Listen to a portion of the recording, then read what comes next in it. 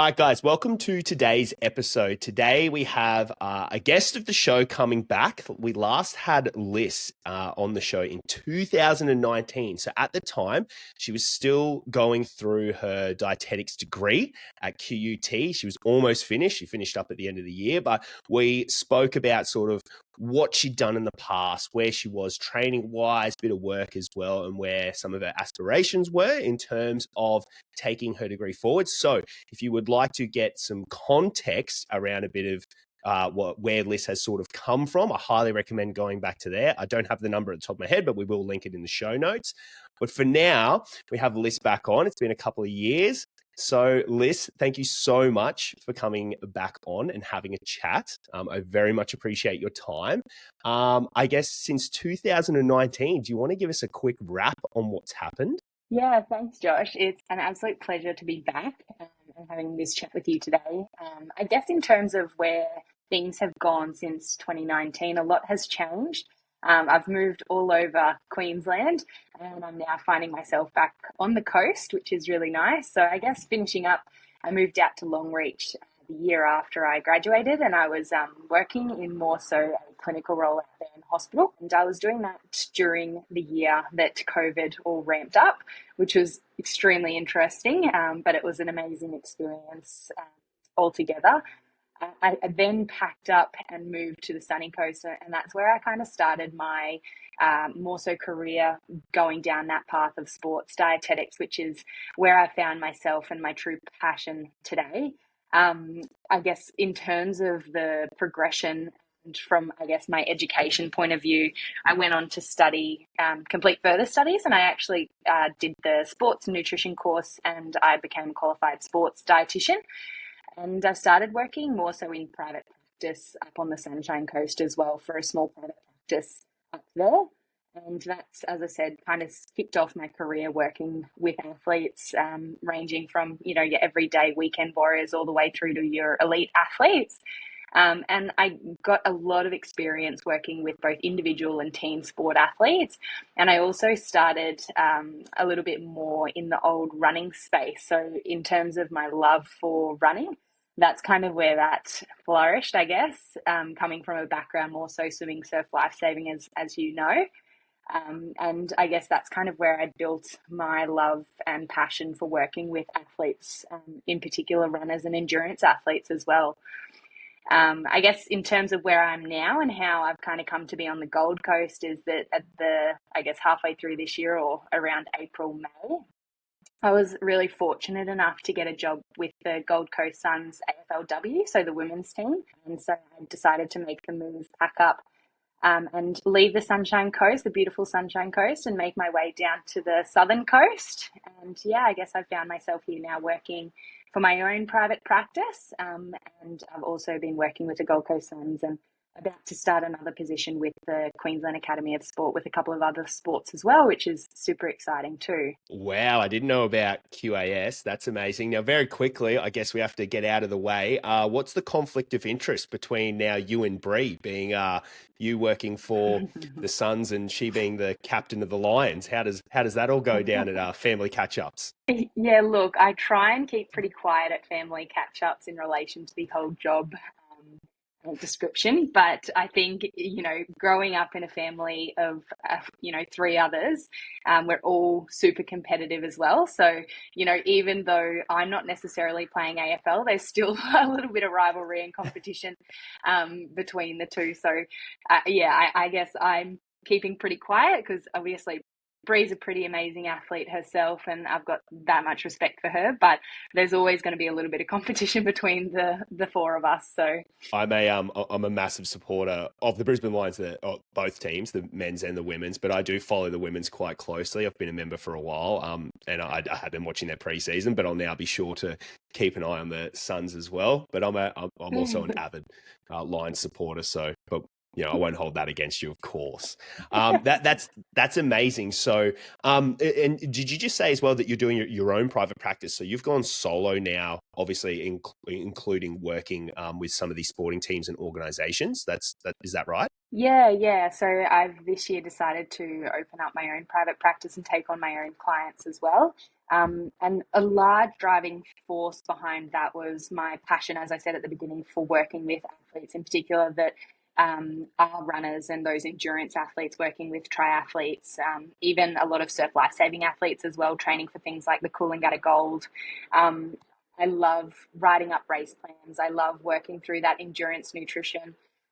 There's so much specifics when it comes to the nutrition for those sports, and I really love, as I said, working and devising plans for those types of athletes. So not only that, obviously working with adolescent athletes, masters athletes, etc. So I really wanted to create my own space where I could kind of have a little bit more control over that, and yeah, work with, I guess, a broader range outside of just your team sports, which, don't get me wrong, I love doing as well. But I do like having that diversity when it comes to my clients as well. That is absolutely amazing. So I guess what I want to ask here is, we know the sporting teams, they are obviously all about performance and stuff. Is there much of a contrast between working with, say, individuals if they come through your private practice, as opposed to the sporting team? And in reference to contrast, are you able to go into as much depth, say, per player for say the Suns, or when you were working for with the netball girls? Are you able to go into as much depth with the individual players as you are, say, an individual person coming to you, or are they sort of just looking more of that broad spectrum, just make sure our girls are fueled? Yeah, really good question. And it's something that I'm still learning and trying to manage my time with, because I guess in terms of your allocation within a team sport, you don't have as much time. And because you're working with a squad of 40, I, at the beginning of each season, try and touch base with all the girls, and we'll go through, a half hour to 45-minute consult, and then I'll touch base with them regularly throughout the season. I probably overservice, if anything, and I probably need to learn to manage that a little bit better, because often it chews into a fair bit of my time. But I think with the team sports, it's just about being smart and delivering those nutrition education strategies and pieces of information on a larger scale. So looking at things like much more broadly nutrition education sessions, cooking classes, shopping tours, um, developing and providing resources to the players that encompass more of those broader generalized nutrition tips and tricks that you're trying to get across, versus for a lot of my individualized athletes that I see one-on-one, and especially when it comes down to endurance sports, it is much more specified when we're looking at things like your race plans, and it's very much so more individualized as to looking at their body weight, looking at their athleticism, but also the degree in which they're wanting to compete at and wanting to perform at as well. And that then all links into, I guess, the amount of specificity when it comes down to creating those plans and working with those athletes as well. But yeah, I think in terms of, looking at, say, for example, when a one-on-one client comes to you, you've got an hour with them generally, versus when you're trying to manage that across a week with 40 different athletes, you are a little bit shorter on time there. Another component that also restricts my time with the girls is that I also cook for them as well, 3 times or 2 to 3 times a week. So that's another challenge in itself, cooking for, 50 people at a time. And I've definitely learned a lot of cooking skills in the kitchen this year, especially from like that broader scale of cooking. So it's been, super rewarding, really steep learning curve. But yeah, there's definitely a lot of differences when it comes to working with both those team sport athletes, but then also more of those individualized individual athletes as well. So really, to sum that up, if someone was looking to come and employ your services, they really are getting that absolute benefit of being able to spend a bit more one-on-one time with you, really dive deep into essentially what's going to work for them and how to get the best out of their performance from a nutrition standpoint. So that's really good, and you can obviously see the benefits on top of, say, potentially being with a sporting team, is you get that specificity, as you said. So that's amazing. And obviously the biggest reason to go and talk to accredited dietitians. And we also need to mention as well that you are accredited sports dietitian as well, which is a little bit further on from just the degree. So That's for everyone listening as well. I think for everyone to know as well that they may ask, oh, why don't you spend more time with the girls? This is something I learned at Queensland Cricket is that the girls are actually under their contract. They only have essentially, and under your contract, you're only allowed to be exposed to so much time to staff. And that's essentially to protect the players from essentially, being almost overhandled with too much face-to-face time hours. They need their own lives. So if people were confused, like, oh, why don't you spend more time? It's a contractual obligation on both absolutely. parties. Yeah. So, and I guess adding to that from a female athlete point of view is that the girls, they also at the moment, might have a lot of other commitments outside of footy too. So you're looking at, say, for example, some of the girls are teachers, they're physiotherapists, they're occupational therapists, and they've all got almost, I guess 3 or 4 days a week where they're potentially working in other jobs and doing other commitments as well. So I guess you've got to be really careful without overloading those girls as well with asking them to be at the club for an extra hour or so here and there. It can add up and it can really kind of contribute to fatigue and a little bit of burnout for them when you're wanting to focus more so on that performance piece as well. Definitely. It was it was a big eye opener for me from the strength and conditioning side. And of course it applies at all levels through the sporting organization. So in terms of what you're doing at the moment, Lyss, in terms of your own training, because for people that obviously they may be the first time they're hearing this or watching it, run us through sort of what you're doing at the moment, because you very much are someone that walks the walk as well as talks the talk when it comes to training and getting out there and just hitting the pavement. I saw your run that you did yesterday and I nearly vomited just from reading what you did. So yeah, it's pretty intense. Yeah, I guess I've grown up playing a lot of sports, and as I mentioned earlier, having 3 other siblings, 2 of them that are also in professional sports themselves, and then as my younger brother, he also is quite sporty as well. I've always kind of had that drive and that competitiveness in me, and I've always wanted to. I love training for things. I'm not just someone who just likes to, train for nothing really. I like training for a purpose and training for goals and training for performance. And I think after finishing up with surf lifesaving around about 2019, when I moved out to Longreach, I took up a little bit more running, and I started to develop that love for running and working more so in that sports nutrition space. I love being able to put my knowledge and my learnings to practice when it comes to running. And so I've more recently, I've done my first marathon, and that was the Great Ocean Road Marathon. Super grueling event. It was, full on, but I really felt such a sense of accomplishment and achievement after finishing it. I think for me moving forward, I probably am better suited to potentially half marathons, just given some of the injuries that I have gained over the years. And I just think for a more of a longevity, it's probably a better idea, a little bit less stress on the body, stress on the knees in particular. So yeah, I've kind of transitioned to more so focusing my training in and around a little bit more speed work, which is also kind of a little bit more exciting, a little bit more tempo and interval running versus the longer, longer suited towards the marathon style of running. And I'm really enjoying it at the moment. I've signed up for the Melbourne Marathon after the Great Ocean Road. I kind of wanted to just give myself an opportunity to run a reasonably flat course with as limited exposure to the elements as possible.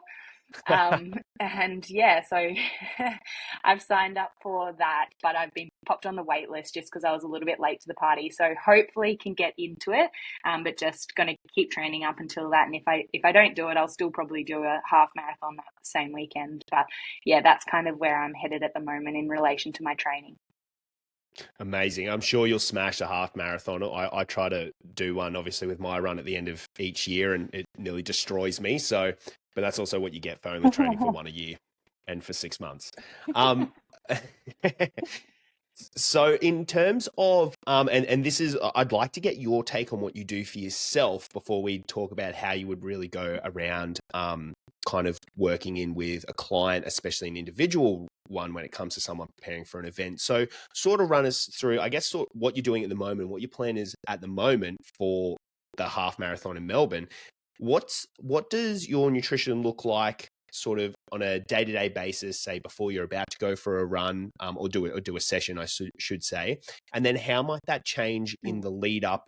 Let's say working through that phase of the lead up, and then that that initial phase right before the run. So let's call it a week or 2 weeks, however you might do it. Give us a quick, I guess, brief of how that might work. So as I said, I like to practice a lot of my knowledge and nutrition strategies. So a lot of the things that I do for myself, I recommend for my athletes, obviously. I like to walk the walk and practice what I preach. So I guess when we're looking at it, I always use the analogy of like baking a cake, for example, when we're looking at those that nutrition, the fundamentals behind it, and then also looking at that training side of things and the performance side of things. But basically, when we're looking at it from baking a cake, we start with that base mixture, and I like to refer that as to like your day-to-day nutrition. And we want to get that right first, because I often find that with a lot of athletes, they jump straight to the race day plan, and they forget about the journey to that, and how we can potentially train the gut and best prepare for that event in, as I said, the mundane day to day. So I guess that's the base mixture that we focus on. And when we're talking about the fundamentals, it's always looking at those main meals. So when we're talking about those main meals for an athlete or for your everyday runner, we're generally looking at around 3 to 4 meals across the day. And ideally what we want to try and include at each of those meals is a source of carbohydrates, protein, fats, and colour. And colour generally encompasses things like your vegetables, salads, and fruits. I guess when we're looking at it from a day-to-day as well, the portions and the distribution of those is going to change depending on the training load as well for the athlete. So to give you a little bit of an idea, when we're talking about those macronutrients, carbohydrates are generally what our body's preferred fuel source. So when we're talking about carbohydrates, that's going to be things like your breads, your cereals, your rice, your pastas, potato, sweet potato, corn, legumes, lentils, etc. And when we're talking about those carbohydrates, as I said, our bodies prefer to use that as its main fuel source. So for a runner, that really should be their best friend. Often they get demonized within social media and I guess within today's day and age. But I find that with a lot of athletes that I see coming through my door, that we often aren't hitting adequate carbohydrate intake to be able to support our training load and also our recovery. So carbohydrates are one of those ones that we really want to make sure that we're focusing on in and around training. And I'll touch on that a little bit shortly in relation to how those are then implemented throughout a run, in and around our runs as well. But the second component on our plate is what we call protein. Protein's a really important component for what we call repair and rebuilding of our muscles, and all of those structural components within the body. So I guess when we're talking about lean sources of protein, that's going to be things like your meats. It's also going to be things like fish, seafood, low-fat dairy products, so yogurts, cheeses, milks. It's also going to be things like your eggs, fish, seafood, tofu, tempeh. Now, when we're talking about our protein sources, our muscles really like a drip feed of protein across the day. So once again, rather than just getting all of your one protein intake once in the day, we want to be making sure that we're getting it at regular intervals throughout the day, maybe every 4 or so hours. And that's just to ensure that we're, as I said, getting that regular drip feed to those muscles to be able to support what we call muscle growth and muscle preservation, and recovery from training sessions as well. And then we've got what we call fats, and fats are generally, I find, within athletes often forgotten about a little bit. And when we're talking about those fats, we want to really focus on more of those unsaturated fats. So they're going to help to aid in recovery, and they're going to help with also hormone production. So when we're talking about those healthy fats, that's going to be things like avocado, extra virgin olive oil, nuts and seeds, hummus, pesto, olives, feta, salmon or other oily types of fish. When we're talking about those healthy fats as well, we want to try and include them within those meals as well. And as I said, they're a really good anti-inflammatory, so they're going to help with aiding that recovery from training or really quality runs. And then the last component is going to be that color. So fruits, vegetables, salads, they're really rich in what we call more of like those micronutrients, vitamins and minerals. And that's going to play a really important role in maintaining things like your immune function.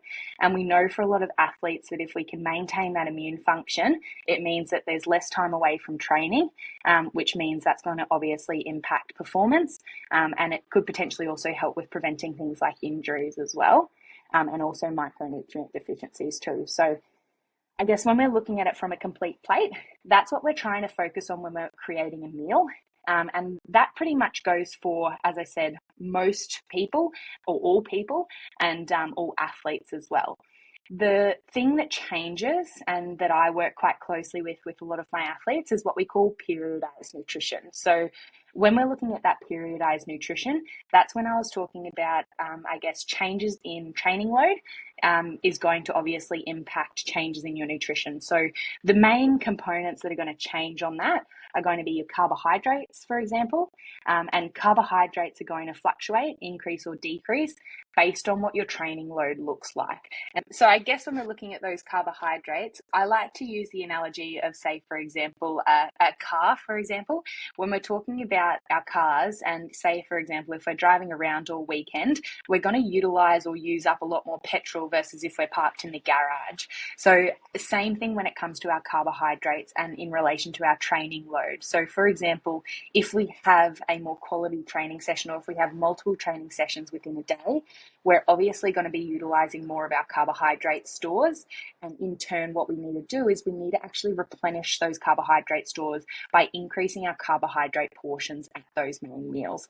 And I guess when we're looking at that, that's what we generally classify as what I call carbohydrate periodization. And in turn, what we want to look at, and a really good and generalized guide to go by, is looking at around about a quarter of a plate coming from carbohydrates on a rest or a lower training day, about a third or increasing it to up to a third on more of a moderate training day, and then increasing to a full half of your plate coming from carbohydrates in and around race day, or say, for example, a long run day or a really quality training session day where you might have a couple of training sessions in the day. Now, in response to that increase in carbohydrates based on our training load, what's going to happen is we're probably going to find that we're going to cut into those vegetables and salads or the colour piece. And that's just to create a little bit more room in our stomach so that we can allow for that increase in carbohydrates in response to increasing our fueling needs. Our protein stays pretty similar, and often I find a lot of athletes get a little bit confused with this, but protein generally stays pretty consistent across the day. That palm size portion is a reasonably good guide to go by. And same thing with our healthy fats. Our healthy fats are generally going to stay pretty consistent. And for some athletes, it can be 1 tablespoon, 2 tablespoons, 3 tablespoons. But that also goes back into those individualized approach when we're looking at what are the athlete's goals and what are their energy requirements across the day as well. Because when we're talking about healthy fats, they are quite energy dense. So they do pack a big bang for their buck, or pack a punch when it comes to their total energy contents. So we just, want to be able to match that to what the athlete's requirements are. So I guess if that kind of indirectly answers that question, and that's kind of the approach that I use when I'm working within my own nutrition in the lead up. During heavier training blocks, obviously my carbohydrate intake, and for a lot of my athletes, that carbohydrate intake is going to be increased to allow for that increase in load and also help with that recovery process from those training sessions as well. In relation to in and around training sessions, I guess when we're looking at those carbohydrates, we've got a couple of different types of carbohydrates that we want to try and focus on. Firstly, we're looking at pre-training nutrition, and we want to generally focus on more of those simpler carbohydrates. So say, for example, this is going to depend on the intensity of the run. If it's more of an easy run versus a quality run versus a long run, our requirements for our pre-training nutrition are going to vary. So just for, I guess, a generalized guide, I always say starting with a small carbohydrate-rich snack in that 30 to 60 minutes prior to starting your run, and that can be anywhere between 30 to 60 grams of carbs, maybe even more for some larger athletes as well. And when we're talking about those carbohydrates, those are going to be more of those simple, more refined, quick-acting carbohydrates. So to give some examples, that could be something like some fresh fruit, like a banana. It could be some medjool dates. It could be some popcorn. It could be a muesli bar. It could be an oat bar. It could be some pikelets, or just something like a piece of white toast with a bit of jam, honey, or Vegemite on it. So it doesn't have to be super complex.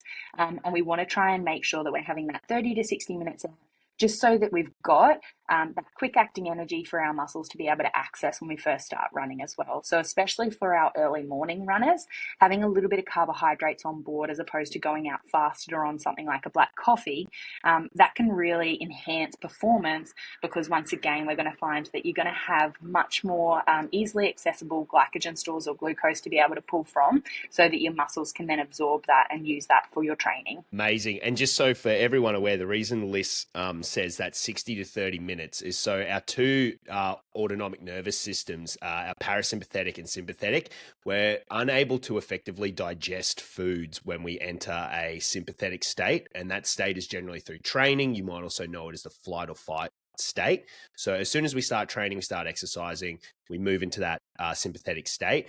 When we're in parasympathetic, it's also known as rest and digest. So we want to make sure that we're in that parasympathetic state. We get that food in, then our body's able to digest, uptake, and then bam, you're able to access it and use, as she said, those glycogen stores and the glucose that's running in and around the body. And I know that because I'm doing the subject right now. Now, Lyss, I do want to go back. Now, you said something you find with some athletes that may not be getting enough carbohydrates, especially the runners. What might that look like in terms of if I'm going out for a run and I'm not getting sufficient carbohydrates, or I'm doing training, I'm not getting significant carbohydrates, how might I be feeling? And essentially this might allude to me going, okay, wow, maybe I'm not sufficiently fueling. What might that look like in an athlete? This is very, I guess, a large area that I work within, and often it can be associated with things called relative energy deficiency in sports, or RED-S. So if we've got low energy availability or not enough carbs coming in, it can lead to a number of detrimental performance outcomes. Some common, I guess, factors or signs and symptoms that I often come across for females are going to be changes in menstrual cycle. Males, it can be drop in sex hormones or sex drive as well.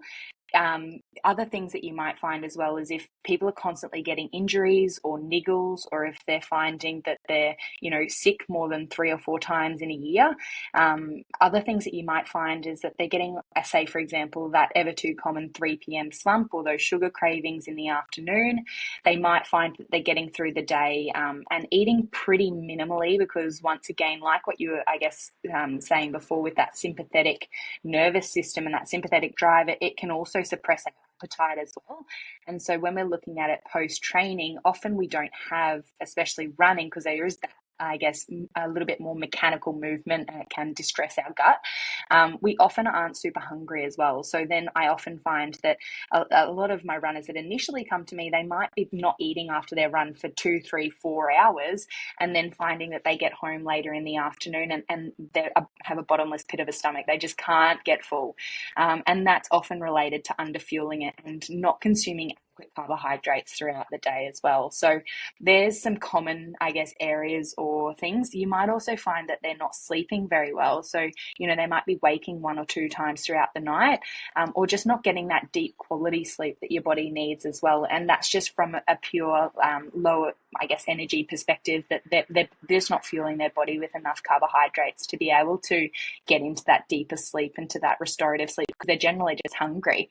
So I guess, waking up super hungry, waking up throughout the night, they're generally some common ones that I also see as well. Okay, fantastic. Now, if I'm starting to experience these kind of things, if I'm starting to notice exactly what you've said, I guess what would be maybe the first thing that I could do to see if addressing this is the right thing and it might not be something else? I guess what I would be looking at first and foremost is going to be making sure, are they getting that complete plate at their meal times, and I guess making sure that we're not excluding or removing food groups from their day-to-day eating. And then what I would also look at is in and around their training nutrition. So are they getting enough carbohydrates prior to their training sessions. And if they're training in the morning, looking at, say, for example, a small carb-rich snack before they head out on their run. And if they're training in the afternoon or doing more of their running in the afternoon, are they fueling appropriately throughout the day? And are they getting a decent main meal 3 to 4 hours before they go out on that run in the afternoon, which is often going to be probably around lunchtime? And then also they might need another afternoon snack 1 to 2 hours out, plus an additional pre-training snack in the 30 to 60 minutes out. And then we haven't really touched on yet, but then looking at their post-training nutrition as well.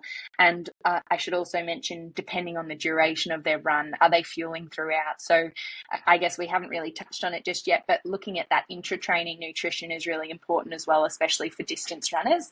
And looking at, say, for example, a run over 90 minutes, generally we want to be fueling throughout as well. So those are some of the things that I would definitely be looking at. And then also looking at, are they waking up throughout the night? As I said, if they are, then maybe looking at something like a pre-sleep protein and carbohydrate rich snack, just to help with, once again, potentially making up for some energy throughout the day that they haven't been able to hit if they've got busy jobs or busy lifestyles where they generally can't fuel appropriately or fuel consistently, or that's preventing them from doing that. It might be an option to include something like a little pre-sleep snack or supper, just to help with, once again, making up for some of that nutrition that they've missed throughout the day. Amazing. And then, of course, the second thing is to come and see you. We all know that. Yes. So when what you just mentioned then, fueling with a intra-run snack around that 90 minutes, is there sort of like a general time frame of when we should be fueling if we're in a training session, or is it more the individual, how they respond? How does that look? Yeah, so I guess when we're looking at it from an intra-training point of view, is that after around that 90-minute period, of running, is when our carbohydrate and glycogen stores start to deplete. So anything that we've got on board prior to that run, we generally find that after about 90 minutes of that exercise, is that we need to be starting to externally replace some of that carbohydrates through consuming different products. And I guess going back to what you said earlier around the parasympathetic and the sympathetic side of things, that it can present with challenges because we do have that gut disturbance as well, as we are running. And so what we've got to do is we've actually got to train the gut to better tolerate nutrition. And I always explain this to a lot of my athletes, is that our gut is a muscle, and we've got to train that muscle to get better at being able to absorb and digest some of those carbohydrates, electrolytes and nutrients throughout our run.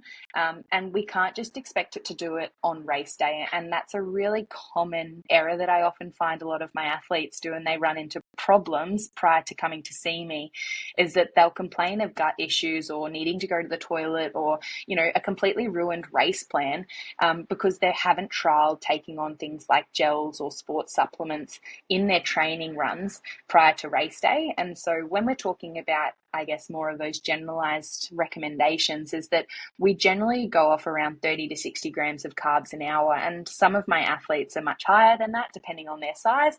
And then for some of my, I guess, more sub-elite, lower, weekend warriors, you might even find that they're a little bit less than that 30 grams if they're not running for a performance necessarily, if they're just wanting to get through and they're running at a much slower pace. So it is very individualized, but that's kind of a bit of a broad guide as to what we want to try and aim for. But I'm never going to start my clients, if they haven't, say, for example, started at that 60 grams of carbs an hour, we're going to always start at that lower end, and we're going to gut train, and we're going to work on increasing that muscle and training that muscle to better tolerate that nutrition throughout those runs as well. So I guess that's something that we're going to focus on. And same thing when we're looking at our running nutrition, is that we've got to be really specific with the types of carbohydrates that we're using during as well.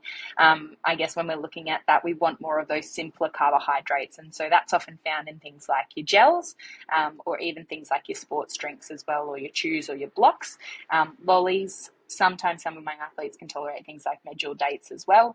And so they're just some examples of what some athletes might be able to tolerate. But once again, it's going to be very different depending on the intensity of the runner, as to what they can generally tolerate. For example, let's look at a road runner versus a trail runner. You're probably going to be using different products just based on the intensity of both of those runs. Amazing. So I guess if we were talking from a Gen Pop perspective, because that is, I guess, a lot of the listeners as well. There are definitely some athletes, I hope, that listen to me waffle on. But if we were talking about that sort of Gen Pop and about getting those sort of gels in terms of training the gut, they might go like, oh, how do I train the gut? Is it more or less just exposure over long time? Have you seen with Gen Pop if there is a rough time frame that it takes to train the gut? What have you noticed in the last couple of years working with people? Yeah, I always try and capture athletes at least 12 weeks out before a race to try and get that gut training up and running. When we're looking at gut training, though, just as some general tips, try to distribute that carbohydrate guide over the hour. So rather than taking in, let's say, 30 grams all at once, it might be starting off and taking in 10 grams every 20 minutes. And that just, once again, allows more of a slower drip feed to your gut just to increase the absorption, but also just be a little bit gentler on the stomach as well, as opposed to smashing it all at once. And then from there, once we get that, I guess, gut tolerance up and those muscles a little bit stronger in the gut, then what we can do is we can slowly start to increase that dose based on how the client and how the athlete's responding and how they're finding their performance is in relation to the amount of carbohydrates that we're giving them throughout their runs as well. So yeah, I would say try and space it out every 20 or so minutes and just ensuring that you're having adequate water as well. I think water is often, and I guess electrolytes are often forgotten throughout race plans and throughout runs as well. And sometimes for athletes, if they are taking on a lot of carbohydrate and they're not following up with enough water or fluid, that it can become quite concentrated within the gut. And then that can also lead to further GI distress and GI upset, not to mention dehydration as well, which we know is a major can lead to a major performance decline as well. So yeah, I think focusing on spreading it out, making sure you're getting adequate hydration as well, and then building up slowly as opposed to going, all in all at once. Perfect. I actually love that you bring that up. So for people that are listening as well, most likely they will be coming down and having a crack at the run at the end of the year. So we're quite fortunate in Brisbane, especially along the river, there's lots of water points. So in terms of, and when I say water points, bubblers. So when you mention making sure that they're getting adequate water in, that they're, especially if they're going to be taking gels over the 21K, what sort of water intake, I guess, if we were looking at millage or literage, what should that look like, maybe say over a 2 hour period spread out? Yeah, and great question. I do what we call hydration testing with a lot of my athletes and even general pop athletes as well. And I think it's really important to understand that everyone's sweat rate's going to be different. So when we're looking at hydration testing, this is something that a lot of people can really quite easily do at home. And a really simple way in which we can do this is what we call like the weigh in, weigh out method. And so prior to going on, say, for example, a training run, what you might do is you might first thing in the morning, wake up, empty your bowels, empty your bladder, jump on the set of scales, and then record your weight, and then record any food or fluid that you consume during your run. And then once you get home from your run, towel off any sweat, same conditions, jump back on the scales, and then record your weight again. And what you can do is you can do some simple maths, and you can just basically look at the difference in weight across those two measures. And then what we want to look at is divide that by the time in which you went for your run. So let's say, for example, it was a 2 hour run, you divide that by 2, and then that is going to give you a little bit of an estimate around what your sweat rate per hour could potentially be. Ideally, some of the sports nutrition recommendations that we go by are around replacing about 50 to 80% of that sweat rate per hour. And what we want to try and do is, try as best as we can to hit that, because we, as I said before, we know how much of a performance decline you can get from being dehydrated. And it's what I call like a real low hanging fruit. So if we can try and make sure that we're optimizing your hydration, it's a really easy way in which we can make sure that we're maintaining performance throughout your run. And then what we also want to focus on is post run, we need to be replacing fluid afterwards as well, because you've got to remember that we continue to lose sweat once we finish training, and we also have to make up for potential sweat losses that we haven't quite hit throughout the run as well. So I normally say multiply your total sweat losses by about 1.5 or 150% after you've finished your run, and try and get that down within the next 3 to 4 hours to help with the rehydration process. That's amazing. And I think as well, for people to take really on board what you said there, is really everyone does sweat at different rates. I'm a sympathy sweater, so I'll sweat for about 4 people, and you get others that barely break a sweat. So definitely keeping that in mind. So my water intake is going to be a lot different to someone else's that isn't as much of a sympathy sweater. So that's probably the big one that people should be taking away.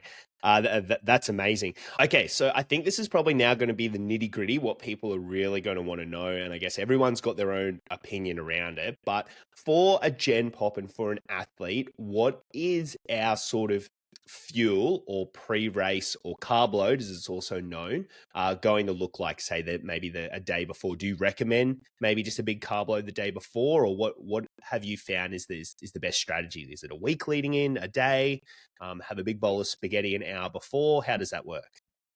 Yeah, this is something that I love working through with athletes. And once again, I should emphasize that it should be practiced prior to race day as well. So all of these nutrition strategies and protocols, as I said, we need to train the gut to get there. So we don't want to do this all on race day. We want to make sure that it's trialed, practice, and really well planned out. But carb loading, once again, it's very much so individualized. But as once again, a general guideline is what we would use is around 10 to 12 grams of carbs per kilo of body weight. And generally for something like a marathon distance, we'd be looking at doing about a 2-day carb load prior to that marathon.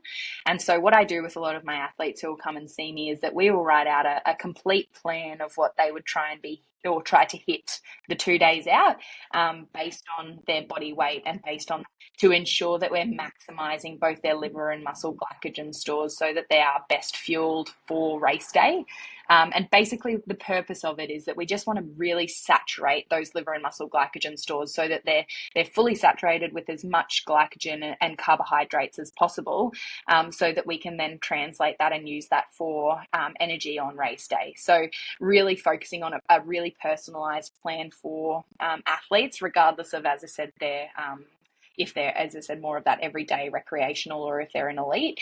And I guess, as I said, we want to really focus in that carb load of probably dropping back the fats as well within their diet and the fiber, just because it is a reasonable amount of carbohydrates that I'm asking them to include within their diet. So if we have a really high fat and high fiber diet as well, they're just going to feel stuffed and they're going to feel heavy and they're going to feel full. So we need to manipulate those macronutrients in the couple of days out, just to help with gut tolerance and to try and prevent any gut distress as well, but also achieve the carb load that we're after.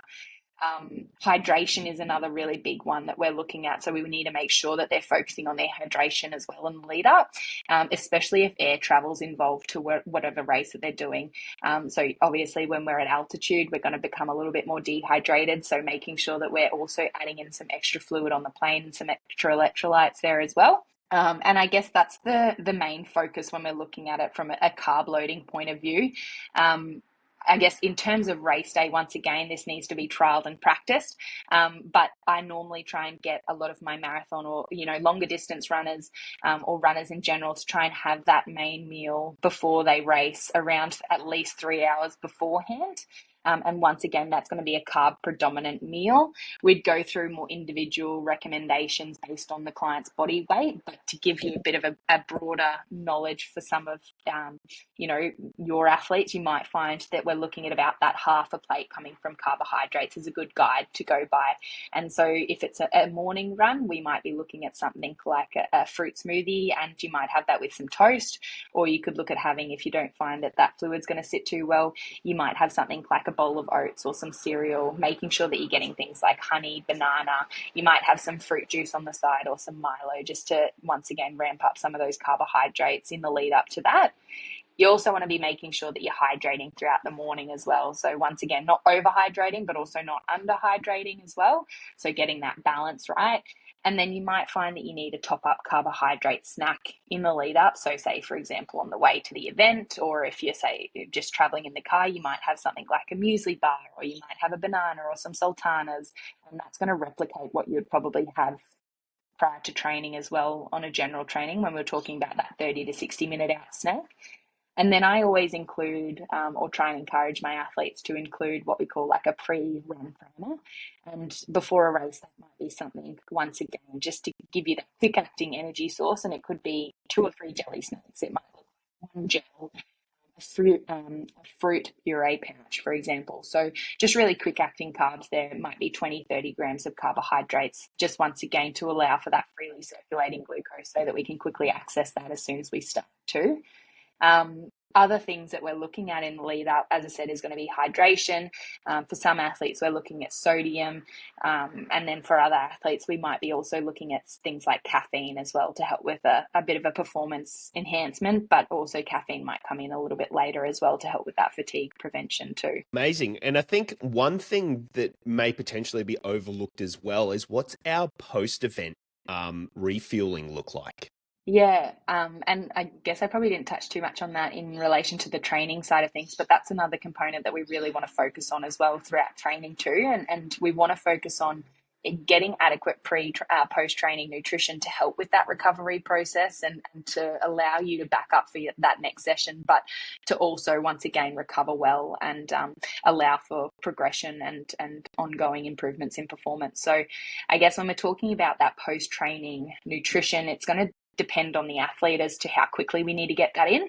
For an athlete that I see who might be more of that individualized athlete, who might, let's say, 2 or 3 training sessions in a day, they don't have as much time to recover as, say, some of my AFLW girls or some of my other team sport athletes that, they might have a training session and they might have 24 to 48 hours before their next training session. So if you've got, generally what we say is if you've got less than 8 hours to recover from a training session, that's where we find that you probably want to try and get some recovery snack in within 30 to 45 minutes of finishing your training session, if not your recovery meal. So a recovery snack, I like to use the 3 R's to a recovery snack, and that's going to be refuel, repair, and rehydrate.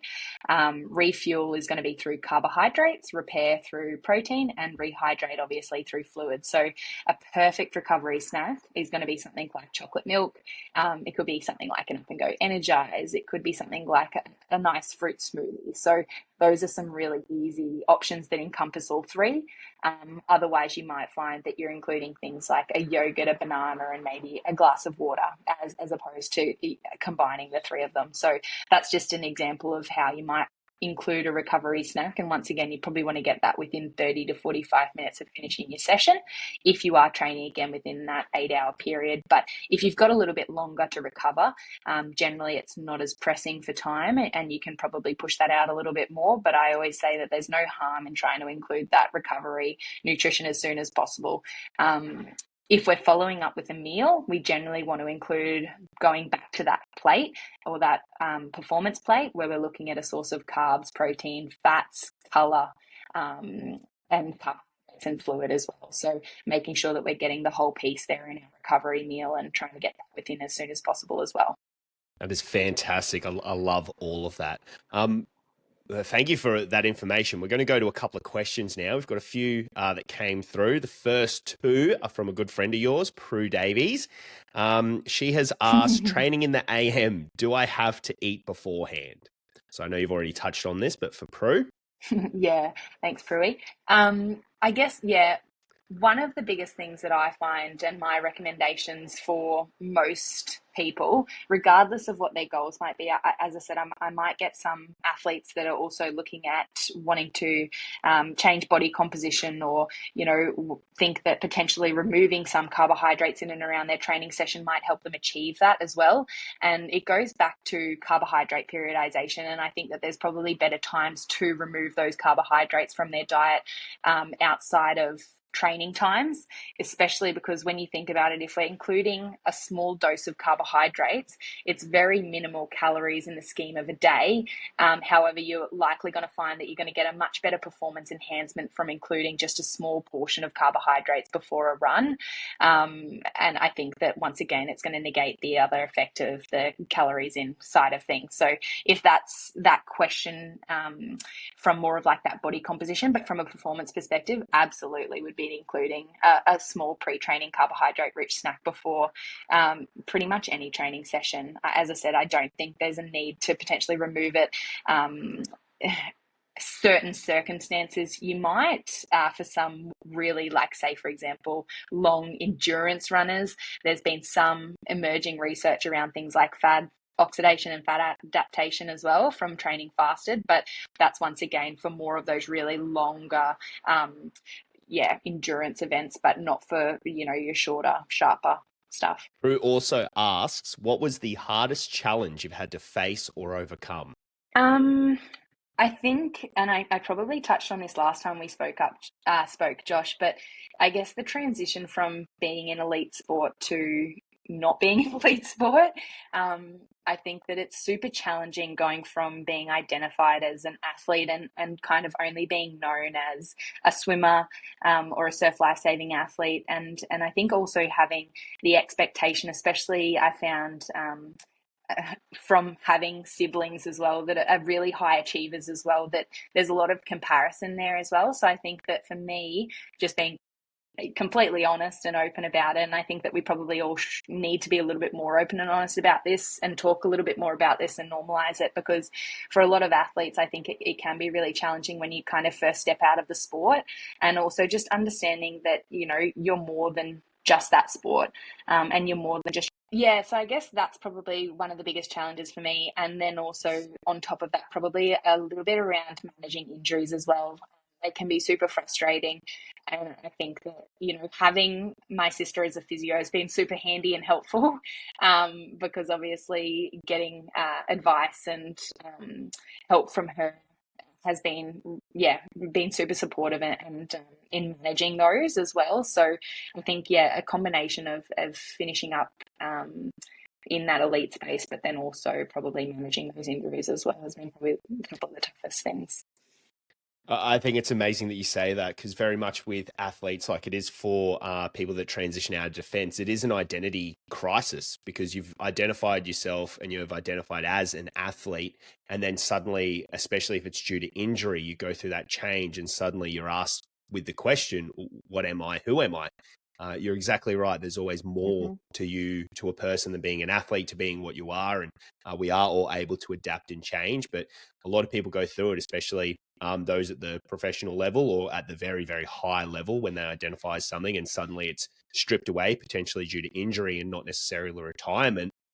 It can be quite a big challenge, especially mentally. So it's amazing that you bring that up. And of course, we did speak about that in our last episode. All right, so next two questions, they come from the one and only Benny Groth, who was recently on. He would like to know favorite afternoon pre-training snack. Sorry, if I'm sandbagging any meal, it's always Arvo tea. So we would like to know, what is your favorite pre-afternoon training snack? So I've got to be completely honest, I'm a morning person through and through. I really struggle to train in the afternoon just because I generally work through the day, and by the end of the day I'm just a bit brain dead. But when I do train in the afternoon, I probably can't go past the old humble banana. Things like muesli, oat bars are more for the convenience, but also probably if I was to choose my favorite pre-training snack just in general, it'd be peanut butter, banana on toast with the drizzle of honey. Yum. Amazing. Benny has also another question. He goes, he coaches a guy who cramps every marathon and he already takes salt tabs. Have you got any tips around that? I'd probably look into, as I briefly mentioned in the pre-run or pre-race nutrition, is potentially looking at doing like an acute sodium load as well. So our kidneys are really good at filtering out sodium, so we can't really chronically load with sodium as we do with carbohydrates. So I would look at doing that. I would also look at his carb. When we're looking at exercise-induced muscle cramping, that it can be related to a number of factors. It can be hydration, it can be nutrition, it can just be fatigue as well. But then another supplement that I would probably look at would also be potentially something like pickle juice too. So throughout the run, and you've got receptors at the back of your throat that can sometimes prevent that cramping from occurring, or I guess trigger you to potentially remove that exercise-induced muscle cramping. So what we could look at doing is potentially adding something like pickle juice to try and act on those receptors, to try and prevent that cramping from occurring, and that should normally subside, hopefully within about 30 or so seconds. Wow. Pickle juice. Who would have known? And last question. This is from Brandon. He would like to know, what is the most rewarding part of working for a football club? The most rewarding part, I love working at the moment with the players and seeing the players progress, especially throughout the preseason as well. I am in the process at the moment, because we're just about to come into the start of games, of doing a bit of a preseason review as well. But also just getting the feedback from the players. Say, for example, I had a player come up to me the other day, and kind of going back to that cramping example that you gave, and she has cramped for the past 3 years in every season, and we've tried a couple of different strategies with her, and through both of the preseason matches that she's played, it's the first time that she hasn't cramped.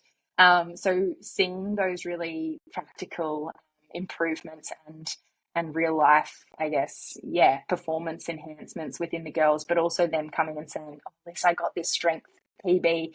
I think it's because of, me improving my nutrition this season. And obviously it's not all to do with the nutrition. There's a very large component of it coming from the high performance team and their structuring and programming and whatnot. But it's just really nice to be able to kind of have that impact and input with the players, and for them to appreciate you.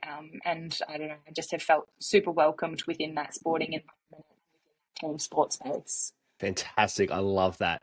Well, Lyss, I've taken up enough of your time. Thank you so much for coming on. Hopefully from this, a lot of people are listening and they're like, wow, I need to get in touch with Lyss and talk about what I'm eating and how to feel better for any event, be it running, anything, you name it, footy, whatever it might be, sport, just any events. So if they do want to get in touch with you, where can they find you on socials? How can they get in touch with you via mail correspondence and the postal service? How might we get in touch? Yeah, thanks, Josh. Absolutely love chatting today. But I guess in terms of where you can find me, I'm on Instagram, Lyss Koenen _dietitian. I've actually just ventured out into the old TikTok space, which is very new to me, but I hear that it's, a must in today's day and age. So you will find me on there, probably pretty average content at the moment, but hopefully we'll improve in that space.